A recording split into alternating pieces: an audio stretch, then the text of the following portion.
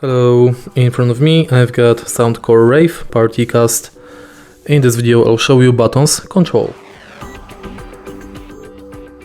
Take a look at the top buttons. Right here we've got the power button, bass enhance button, lights button, Bluetooth connection button, and Partycast function button.